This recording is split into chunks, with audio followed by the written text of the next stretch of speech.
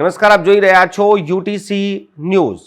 લોકસભાની ચૂંટણીની જાહેરાત પહેલા જ મહિલાઓને ખુશ કરવા મોદી સરકારે એલપીજી સિલિન્ડરના ભાવમાં 100 રૂપિયાનો ઘટાડો કરી દીધો છે।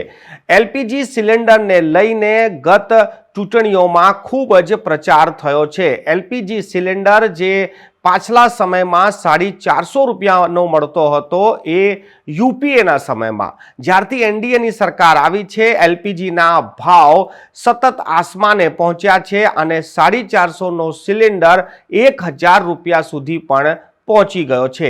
ત્યારે એલપીજી સિલિન્ડરના ભાવને લઈને જે રીતેની રાજનીતિ થઈ રહી છે તેમાં હવે કેન્દ્ર સરકારે 100 રૂપિયા ઘટાડવાની જાહેરાત કરી છે। આજે વડાપ્રધાન Narendra Modi social media x પર એક પોસ્ટ શેર કરી છે અને પોસ્ટમાં લખ્યું છે કે મહિલા દિવસ નિમિત્તે મહિલા સશક્તિકરણ થાય અને મહિલાઓ પર જે મોંઘવારીનો બોજો ઓછો થાય તે માટે 100 રૂપિયા એલપીજી સિલિન્ડરમાં ઓછા કરવામાં આવ્યા છે। દેશભરમાં આ ભાવ આજથી જ લાગુ કરી દેવાશે અને એલપીજી સિલિન્ડર હવે 100 રૂપિયા ઓછામાં મહિલાઓને મળશે।